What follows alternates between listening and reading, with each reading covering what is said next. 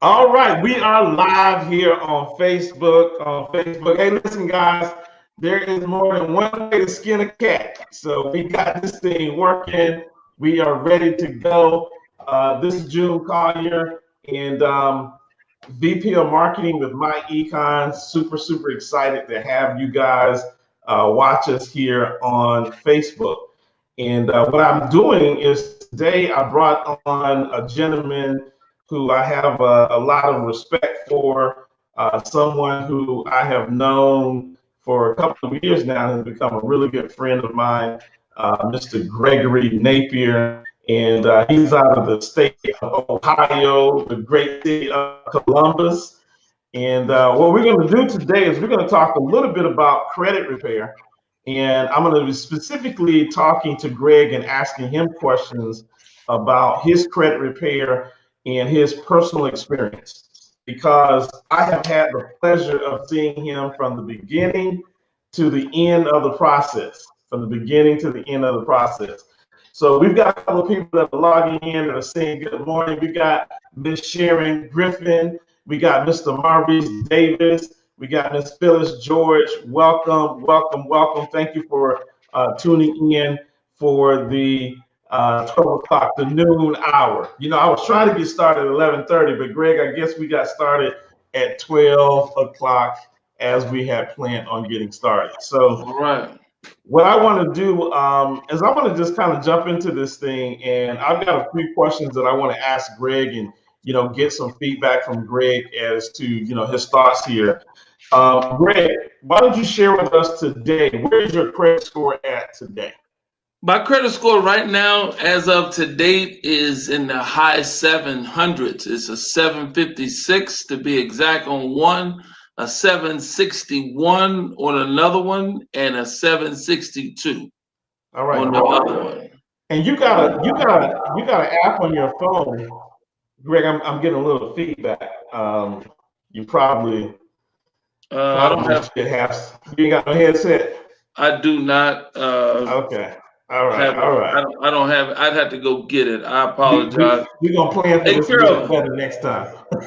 Can you bring me a headset? So Greg, you've got an app, a myFICO app on your phone, correct? Yes, I do. myFICO, right. Yes. myFICO score, yes. You mind pulling that up? I can pull on your phone. Oh, on my phone. Yes. Yes, sir. People like to know, they seeing is believing. You know what I'm saying? Okay, hold on one second. We might have some doubting Thomases out there. Hold on one second. I'm going to show you as soon as it populates. Yes, sir. Damn. Yes, sir. Bring that in a little bit closer because I can't see it. There you go. Hold on. Come on. There you go. Right there. So everybody see that. That's Mr. Greg Napier, Equifax 756. We got a 761 on TransUnion and a 762 on Experian. Thank you, Mr. Napier. Thank you. Yes. So Mr. Napier, you've got some good credit now. And we know that that's your FICO score, right? Because that's from myFICO. Yes, sir. Okay. Do you mind sharing with us what your credit score was before you got it taken care of? You took some action?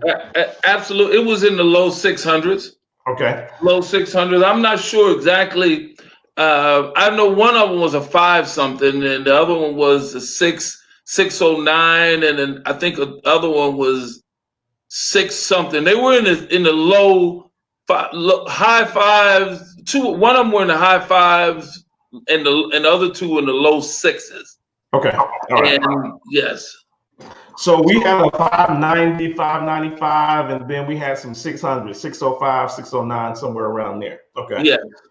I'm going to ask you another question. What prompted you to actually do something about your credit? I mean, there's a lot of people that just kind of live with bad credit. What made you do something about your credit? Well, I got tired of being rejected and turned down for different things that I was trying to get. And unbeknownst to me, I didn't even check my credit to see where it was. And when I did check it, I was like, whoa, that might be the reason why I'm getting turned down, because I looked at what it said on what a 500 was, what a 600 was. And I said, well, I have to do something about this. And so I contacted you and says, okay, well, what do I need to do? And you said, Greg, you need to do this, this, and this. And so I said, okay, if this is what I need to do, this is what I'm going to do. And I knew I didn't get in and I didn't have a bad credit score overnight. So I knew it was going to take some time and a process. So that's what I did, making bad decisions. All right, this is an interview. You ain't supposed to be talking to all of that. You jumping ahead, bro. So tell me, why do you think your score was as low as it was? Making bad decisions, not paying attention to what's going on, just making bad choices on my spending habits. That's how I believe that's how my credit got where it was at that time. Well, let's talk about it. I mean, do you have some lates? Did you have some derogatories on your credit? I had a bankruptcy. I had some derogatories. I had stuff on there that I had no idea was there. And then once I, paid attention to what was being taught to me, then I started that process of getting that stuff eliminated from my credit report. Okay. And so what I want everybody that's kind of watching is we've got a do-it-yourself credit repair program that allows you to learn how to fix and repair your own credit. That do-it-yourself credit repair program is something that I created because I went through something very, very similar. And I'm going to tell you guys that I've always had great credit, but right when I got married and my wife lost her job 3 days after we got married. And then, I was like, don't worry about it. Big Daddy got you. And then we went on a honeymoon. And when I got back, guess who got laid off? I got laid off. And so we were brand new, freshly married without jobs. And didn't worry about it too much because I had an emergency fund. But long story short, I was not able to get back into employment as fast as I thought I was going to be able to do so. And so I had to make some quick decisions, and there were some things that I decided that I was not going to pay. And my credit got tore up. I mean, really, really bad. And so the reason why I asked Greg what prompted him to actually do something was when my credit got really tore up, one of the things that I did is I stuck my head in the sand. And for an entire year, I felt sorry for myself. And so at one point, I was just like, I don't know what to do. I'm just feeling sorry for myself. And so I had to take my head out of the sand and actually start doing something. And I remember that day, I was sitting in my basement and the Holy Spirit spoke to me and said, do something.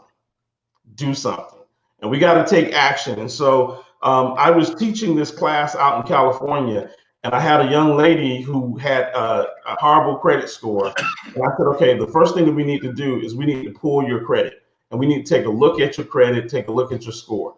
And you know what she told me? She told me, I don't want to look at it. I don't want to look at it. And you can't fix something if your head is in the sand. You can't fix anything if your head is in the sand.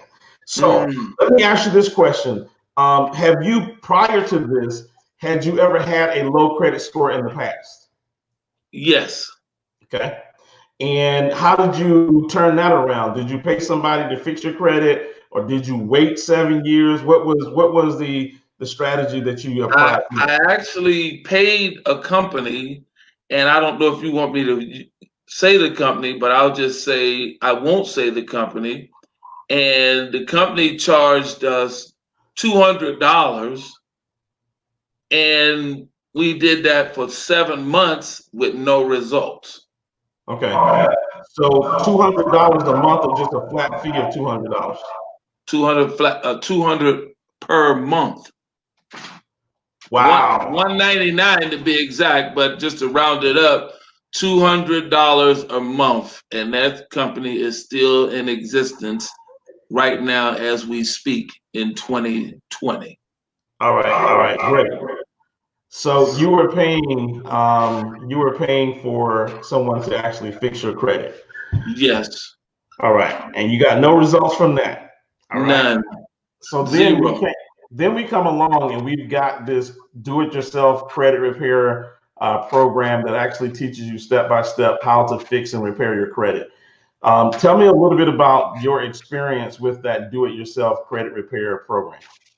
It was actually refreshing and eye-opening, and based off of the information that I obtained from taking the do-it-yourself, I saw from taking it step by step that the company that we had hired was supposed to do the same thing that I was actually learning, and that was eye-opening to me. And then once I started listening to you and you telling me to do this, and through the system, I started applying all the strategies step by step. Now I'll tell you this: my learning curve is a little different than most.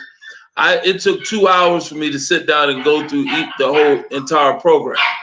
But once I went through the entire program, then I start implementing the steps, and it was working. And then I just called you up and said, "Hey, this stuff is working for real."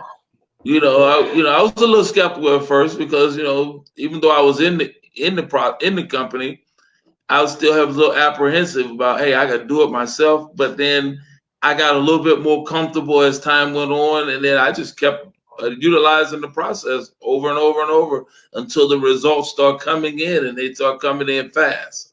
All right. So for everybody that's listening, fixing your credit, there's really just five components to fixing your credit. The first thing you got to do is you got to go pull your credit to see what's on it. Take a look at your credit score and actually look at the negatives that's on your credit. And so once we do that, then what we want to first do is we want to address all of the negatives that are on our credit report. So when we address those negatives that are on our credit report, we do that by challenging everything or asking them to verify all of the negatives that's on our credit report. Now, when we do that, we're not saying that the debt doesn't belong to us, but the Fair Credit Reporting Act requires that if there's something that's on our credit report, we have a right to ask the creditor to verify that particular debt. Now, for many people or for many creditors, they don't keep good records and all of those type of things.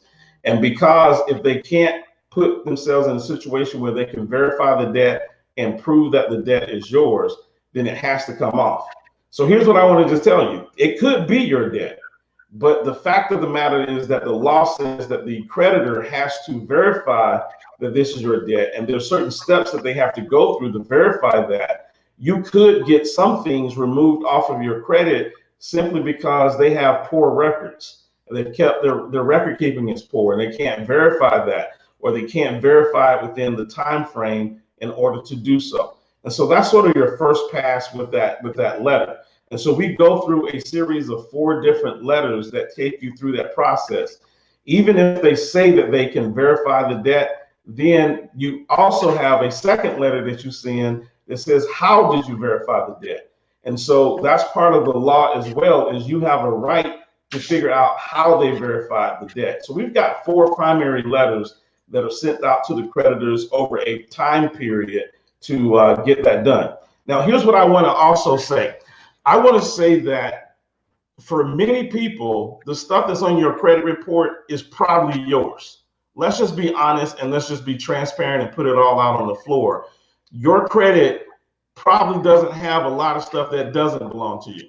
That's probably your stuff, right? Mm-hmm. And so a lot of people are trying to fight and get those things off. But what I say is go through the process. Let's use the 4 letters and let's get as much of the stuff off of our credit as we possibly can with the 4 letters. Does that mean you're going to get everything removed? Absolutely not. Doesn't necessarily mean you're going to get everything removed, but you don't have to get everything removed. So the negative items that are on your credit report are worth 35% of your credit score. 35%. So Greg, we took that and we decided to go ahead and address those things and get some of those things off of your credit report. A lot of times it could be old items. You never know. The company could no longer be in business. So you want to run through those letters as quickly as you possibly can to get anything off so that you don't have to deal with that. Was that your experience? That's exactly right. Every bit of it. Okay. Did you get everything off? No. Okay. All right. So now this is where most people get hung up because they get in the cycle of trying to get everything off and then they get frustrated. They want to quit because they say it's not working for them. All we want to do is we want to run through those 4 letters and get as much as we possibly can off. But if we don't get everything off, that's okay. We're going to move into the second phase.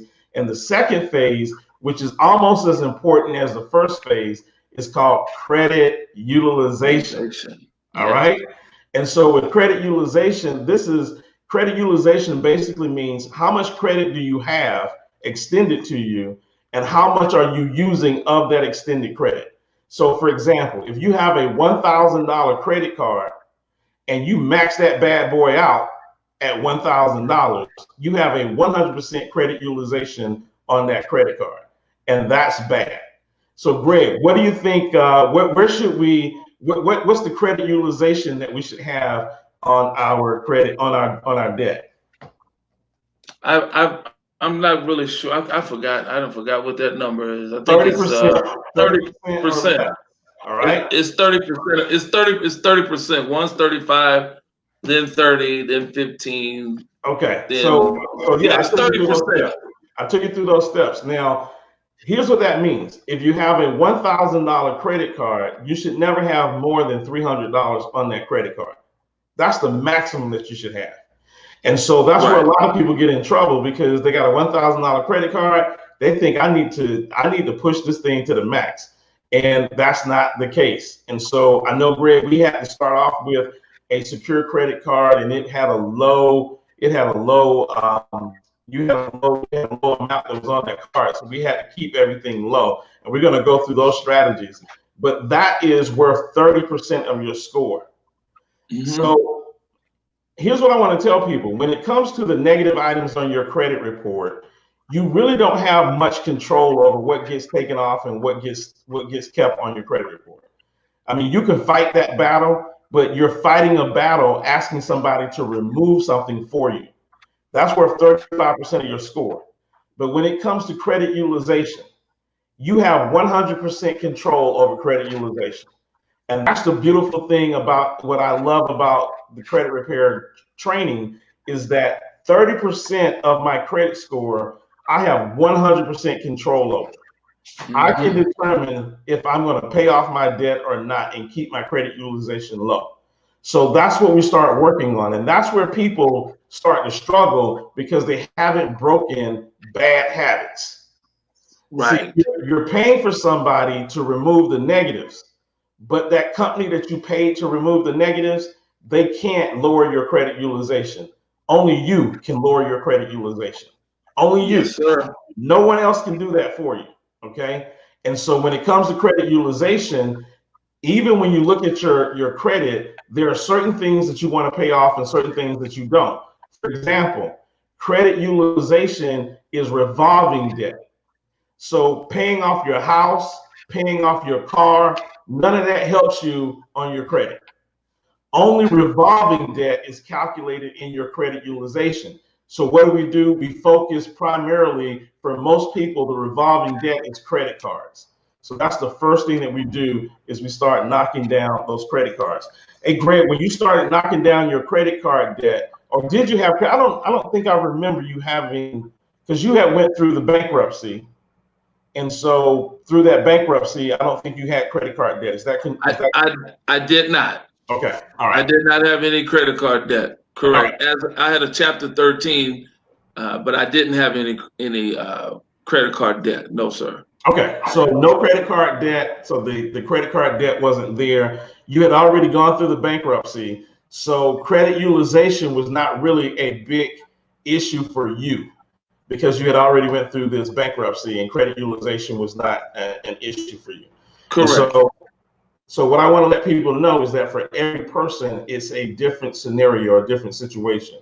So for Greg, he was not going to get or benefit much from the credit utilization because he'd already gone through the bankruptcy. So the next thing that we needed to do is we needed to rebuild some credit for Greg. So we already wrote our letters. We got as much as we could off with the letters. The credit utilization was not a big primary concern because he had went through a bankruptcy, so there was nothing to pay off per se. And so now we had to rebuild credit. So here's what it's like. You got some negative things. We need to start putting some positive things on top of the negative so that we push the negative down and we start having positive things there. So one of the things that you can do that will tremendously help you add some more credit to your credit report is become an authorized user on someone's credit card that has good credit. Greg, did you have anyone that would add you as an authorized user? Absolutely not. Okay. So Greg was in that situation where, Greg didn't know anybody that would actually add him to their credit card as an authorized user. And so you can, at this point, you're like, man, things are really getting dim, because I'm in a situation where I can't get anyone to add me to their credit as an authorized user. Now, one of the things, if you're watching, becoming an authorized user does not mean that the person has to give you a credit card. All you want to do is inherit their credit payment history. And so for a lot of us, I know with my children, I added my children to my credit card as an authorized user. I had the credit card for over 15 years, and now my 19-year-old has 15 years of credit history. Wow. Okay, because I added him as an authorized user. But now you might be sitting there just like Greg and saying, well, nobody's going to add me as an authorized user. Everybody I know got bad credit. You might be in that circle, right, where everybody has bad credit in your circle. And so you don't have anybody to become an authorized user. So authorized users basically can help you improve your credit. So in that situation, Greg didn't have an authorized user. So then we had to go to the next best thing. So the next best thing is we needed to get Greg a secure credit card. So Greg, were you able to get a secure credit card? Yes, sir. All right. So now what a secure credit card means is that you're going to put money on the card and then you're going to use your own money. So if Greg had bad credit, getting a credit card would be impossible for him. But a secure credit card, that credit card company has nothing to lose because you have to put the money on the card and then use the money off the card. So the credit card company doesn't have anything to lose. And in many cases, you can get a secure credit card without a credit check or a credit pool. And so what we did is we got Greg a secure credit card. Who did you get your secure credit card through, Greg? Capital One. All right. So you got a secure credit card through Capital One. What was the beginning balance on your card? It was $1,000. So you put $1,000 down to have to use. Is that correct? Correct. All right. So now $1,000 is probably steep for a lot of people. So he could have put $500 down, okay, on that credit card, but he had $1,000 that he put down on the credit card.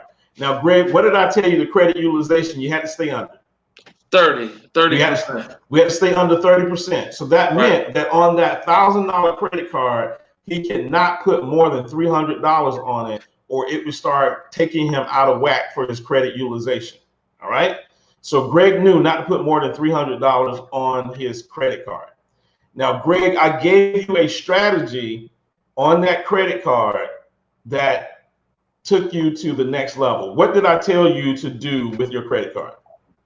You told me that whatever I spend to pay it, well, you told me two different things. I could be ultra aggressive or I could just be not so aggressive. So I chose to go with the not so aggressive. So basically what that means is only charge the amount that I have available to me to charge. Meaning, instead of spending the cash for the merchandise, I would spend the card. And then when the bill came, instead of paying the minimum, I paid it off. So every month, instead of doing it every week, Ultra Aggressively is paying it every week, every Friday. Pay that bill no matter what it is. If it's $200, pay it. Okay, I started out doing that. Then that got a little taxing. Then I went to 2 weeks. Ultimately, I found a sweet spot, which was every month. So basically, every time I charged something on that card, I paid it. All right. So now my advice was every time you put something on the card, to pay the card off on that Friday. Now here's why, and I want you guys to understand why I advise that.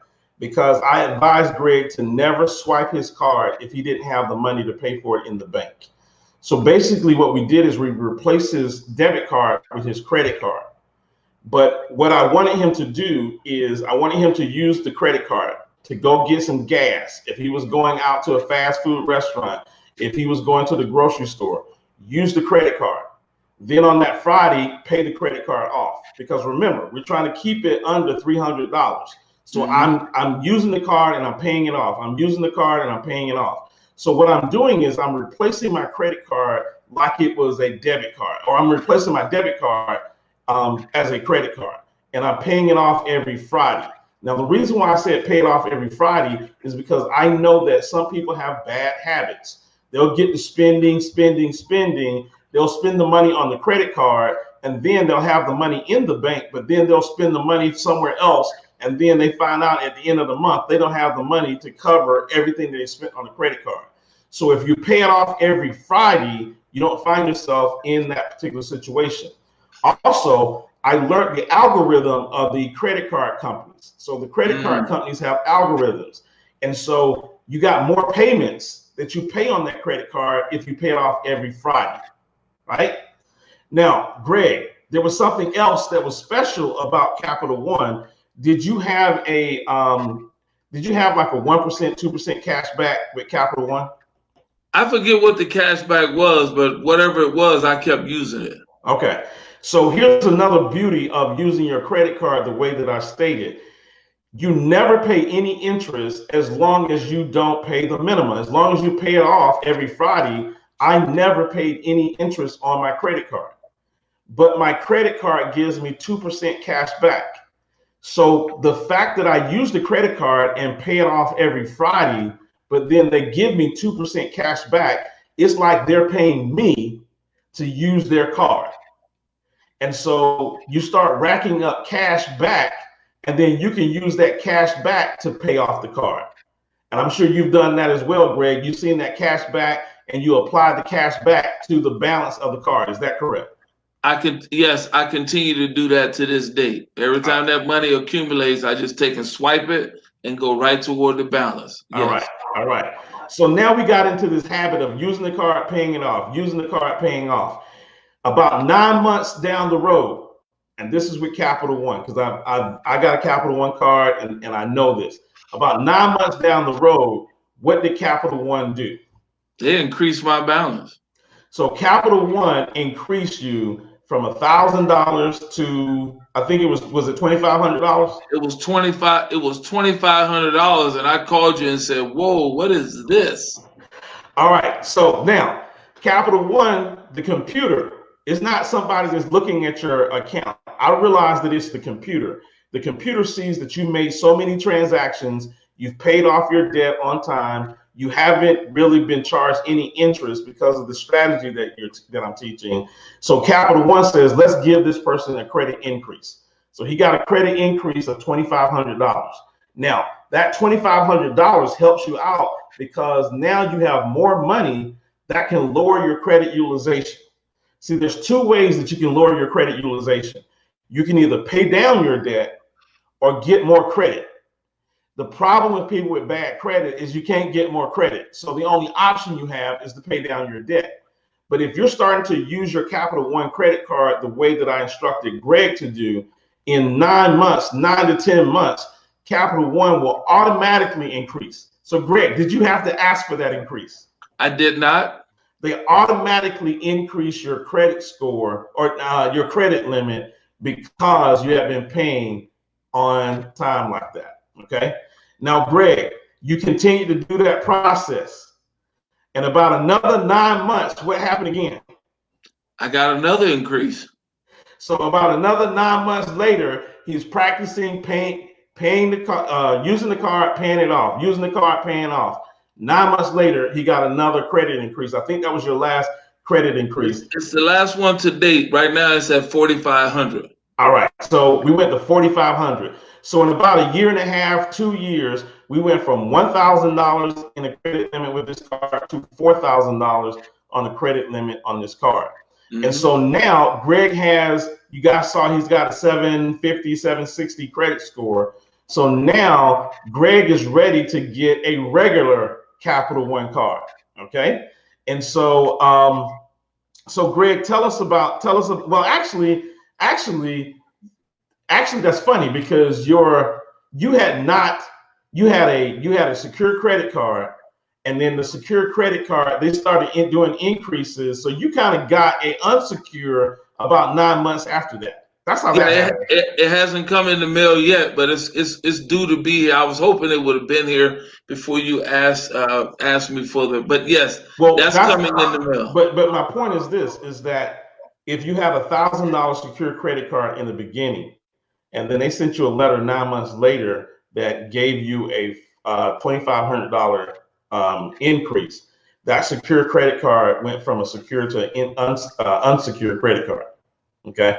So that's what happened to you. You went from a secure credit card to an unsecured credit card from Capital One.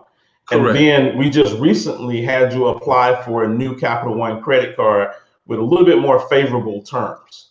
Okay? Correct.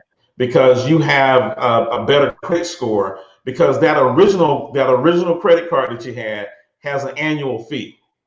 Correct.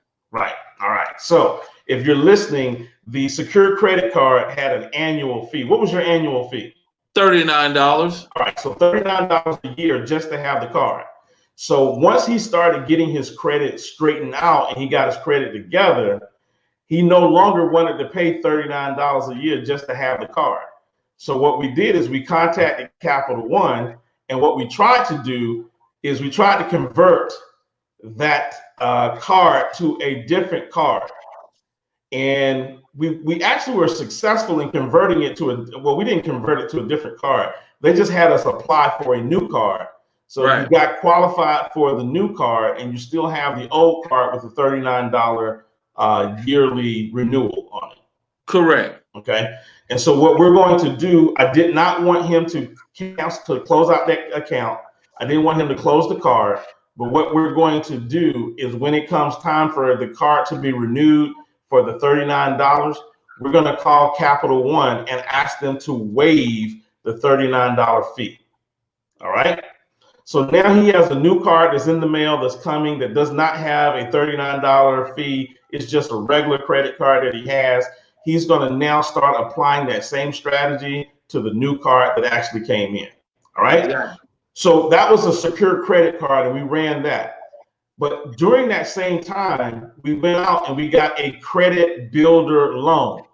Can you tell us what a credit builder loan is? Well, that's basically in the program in the back office of the myCredit, and you apply, and you can pay as low as $25 a month or $49 a month. I chose the $49, and basically what that does is when you pay that over a 12-month period, self-lending will report your activity to all three credit bureaus. Okay.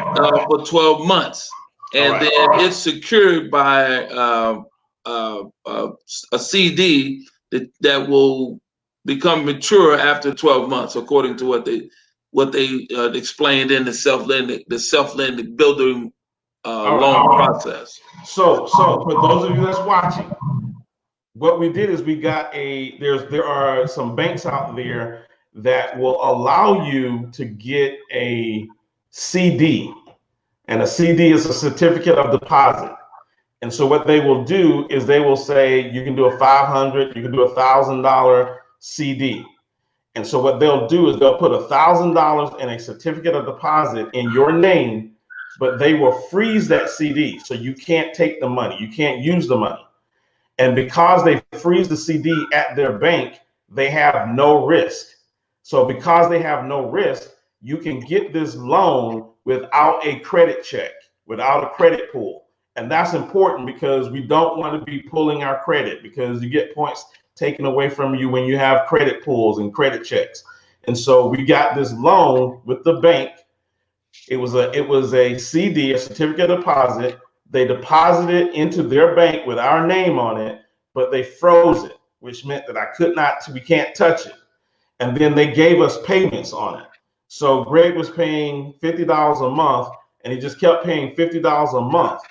Once the $50 a month paid off the CD, then Greg gets the CD. So he has a certificate of deposit that's sitting with the bank. He's paying $50 a month on that CD. Once he pays the $1,000, the bank unfreezes the loan because he's already paid for the CD. And then the bank takes those payments and reports those payments to the credit bureaus, to all 3 credit bureaus. So this is how somebody with poor credit starts to rebuild their credit. Because remember, we already ran the letters. We got as much as we could off with the letters, but we didn't get everything. We had a bankruptcy and all that other stuff that was there. We really couldn't do a whole lot with credit utilization because he had already went through the bankruptcy. So there was no credit utilization strategy to apply. And then we tried to do the authorized user, but all of Greg's friends either were scared to do an authorized user, or maybe they broke as well, or had poor credit. I mean to say broke, but had poor credit as well. Had poor credit as well. And so he was unable to do authorized user. So see, at this point, a lot of people would give up because there was a lot of strategies that he could not apply to his credit situation. But Greg didn't give up. We went straight into, now let's start rebuilding new credit. And then as we rebuild new credit, we had to make sure that he did not fall into the habit of not paying his bills on time. And so Greg started doing that. And Greg, how long has it been now? For which process? How long has it been for you to get back to the 750, 756 that you're in right now? It took somewhere between 1.5 to almost 2 years. Okay. Yeah. So now that's going to scare a lot of people because, you know, Greg, they got poor credit. They got a 550 and they want to get a 750 because they want to jump into a house or they see a car that they want to buy and they need their credit fixed like quick in a hurry. What do you say to that? I say that you didn't get in debt overnight, so it's not going to happen overnight, and just be patient and follow the process. That's only advice I can tell somebody is this: follow the process and be patient. Don't be in a hurry. That's the correct thing. There is no magic pill, no magic bullet. I know a lot of things that you see on the internet will kind of paint it towards that it's a magic pill or a magic bullet. You can do a lot of different things. There are some things that people do to erase all of their credit, but it's illegal. And I'm not going to go into that, but there are some things that people will do to erase all of their credit, and that is something that could be done, but it is not legal because you're actually lying about the process. Okay, let me just say it. There's no need for me to be transparent. A lot of people will do something that says that I got identity theft, and because of identity theft, I need to wipe this away because this doesn't belong to me. Well, you know if that belongs to you or not. And if it belongs to you, but you say that it doesn't belong to you, and you file an identity theft claim, that is making an illegal statement. It makes making a false statement. And so what we teach everything that's above board. We don't teach you anything that's going to get you in any type of trouble. We don't want to be in trouble. We want to teach you the proper way to actually fix and repair your credit. And that may mean, like in Greg's situation, that may mean that it's going to take a few months to a year, 2 years to get that together. But 2 years is going to come anyway. So now Greg has some great credit.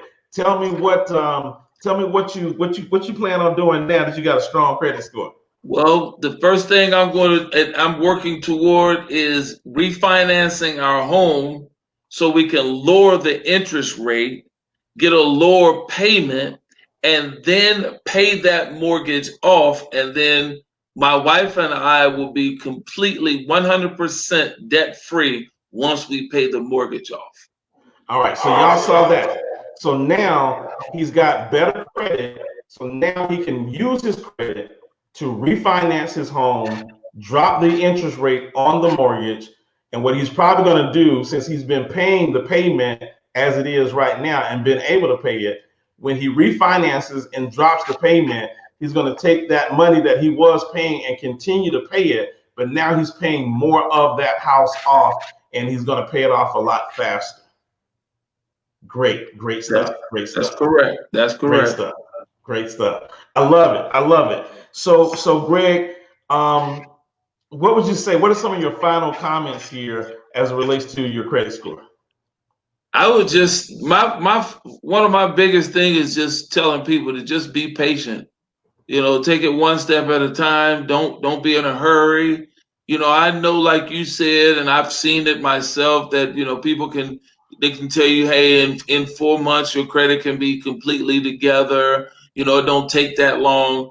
I've heard all of that, but I didn't get in debt overnight. I didn't get out of debt overnight. But what I do know is I'm in a sweet spot right now, and I'm going to continue to use these strategies no matter what. And I would just say to anybody listening, just exercise some patience and stick to it and just follow the process. It worked. It works. I was just like probably most of Americans, thinking, well, here it is, one of these other programs out here. And I was a part of the program, and it took me a while to get back there because I was doing these other things. But once I dove in, I saw how simple it was. I just said, okay, let me just be consistent. Now I'm in the process of teaching other people the same exact process that someone taught me. Right. And telling them, use patience. It's a 500 today, but it won't be a 500 in a few months or maybe even a year, as long as you stay consistent and be patient. That would be my takeaway on this. Be consistent and stay patient. Okay. My takeaway for people that's watching this is to get started today. Don't put your head in the sand. Don't say, woe is me. Everybody has mistakes. Everybody makes mistakes. Nobody's looking up bad upon you because you got a 500 credit score. You don't have to have a 500 credit score for the rest of your life if you take some action today. So Amen. Go and pull your credit score, find out what negatives you have on it, challenge those items, get as much of those items off. If you don't get everything off, don't worry about it. Move to step 2. Lower your credit utilization. That means if you got to start breaking some bad habits, pay off some debt, pay down some of your credit card debt. Then step 3, go get an authorized user. Go find grandma. Grandma got that Montgomery Ward's card that she done had for the last 50 years, right? Or she got that Sears card. Go get grandma to put you down as an authorized user because grandma paid her card on time. And so get her to add you as an authorized user. Get as many authorized users as you possibly can, because now what we're doing is we're putting good credit on top of bad credit. And we're just going to start pushing that bad credit down. If you can't get an authorized user, don't let that stop you. Let's go to Capital One, or there's many other cards that are out there, and get a secure credit card. Get that secure credit card and then use it, like I said. Swipe it for gas and then pay it off the next Friday. Swipe it for something to eat, pay it off the next Friday, and get in the habit of paying your bills on time. Don't put more on your card that you don't have in the bank to pay off. And Capital One will start to see that you are making transactions on a frequent basis. Take advantage of the fact that you can get 1 to 2% cash back from Capital One. Get paid to use your credit card. So then you start developing this habit so that things become better for you. And like me today, I don't even use a debit card. I use a credit card for everything, because a credit card is actually safer than a debit card. That's another whole lesson. But a credit card is safer than a debit card. And so all I do is I use my credit card, I pay it off every Friday. Even today, I do that consistently every 9 months. Now, I hadn't got a credit increase here lately, and that's probably because of what's going on in the country, what's going on in the world right now, and banks don't want to extend too much credit. But I have been getting credit increases every 9 months. Not only did that work with Capital One, that worked on my American Express card as well. So there is an algorithm that the credit card companies use to actually increase your credit limit without you even having to ask about it. So do that with a secure credit card. Go get you a credit builder loan where they will put money into a CD at the bank for you, and then you can pay against that CD and pay that against that CD, and then they report those payments as credit payments. Now, here's what you'll have in the end. You've got good credit payments, plus once you pay it off, they unrelease the CD. Now Greg has $1,000 that he has actually saved. So he's got a little mini emergency fund. Do that. And over time, as you begin to do those things, it starts to push down the bad credit. The bad credit starts to get older and older, and then they start to see the good payment history. Because really, the last 3 years is, I know it's 7 years, but the last 3 years of what you've done on your credit report are the most important. That's where the heaviest weight of the score comes from, is what have you done lately? What has happened in your life in the last 3 years with your credit? So start rebuilding and rebuilding. And over time, you'll get yourself back to that situation. Ladies and gentlemen, I'm at 830, 840. My credit score is almost an 850, right? And so I'm really excited. And I'm telling you that this actually works. I didn't have to pay $1,000 to get my credit fixed. I didn't have to go and have somebody fix it for me. I did it myself. And because I did it myself, I know what it takes to get my credit score to where it is, and I know how to keep it there. Most people who fix their credit a year to 2 years later, they're back in the same situation that they were in before. You've got to learn how to do this for yourself, and it's not that difficult. It is extremely, extremely easy to do. Mr. Napier, I want to thank you for being on this morning. We got a little rough start because we're trying to deal with technology and everything, but we'll do it again. And I'll be interviewing some more people who have utilized our credit repair strategies. It is a do-it-yourself system, Hey, listen, guys, I don't know if you know this, but I am going to be redoing the myEcon credit repair system, and I'm going to have a myEcon credit repair crash course. A crash course for those of you who think that 2 hours of content is too long for you to go through. I'm going to teach you how to fix your credit in about 20 minutes. So you can go through that crash course.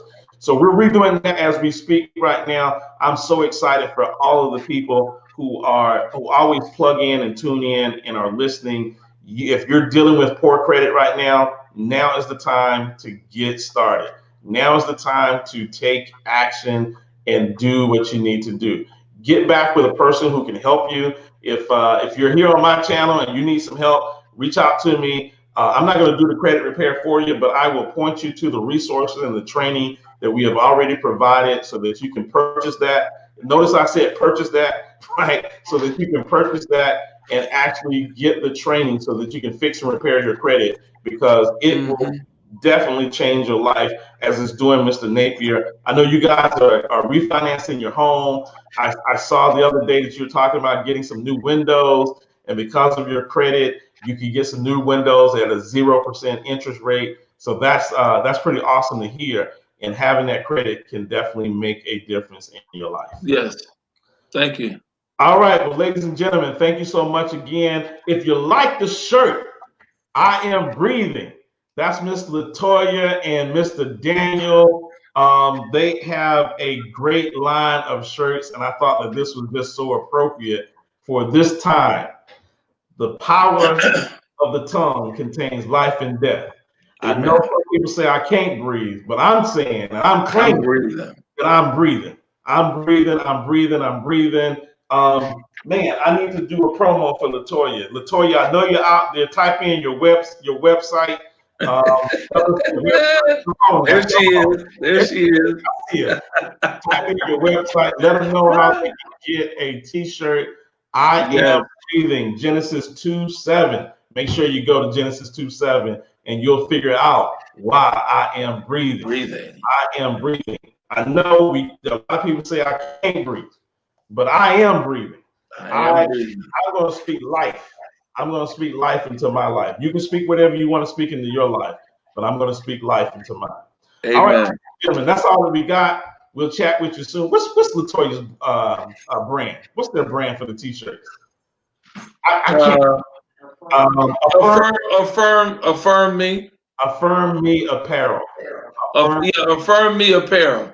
That's right. So if you want to get one of these, the link is in the description with Miss Latoya Cherie. It is www.affirmmeapparel.com. Yes. I am breathing. That's Latoya and Mr. Daniel. They are a great couple that's doing big things, that's doing positive messages all over. Amen.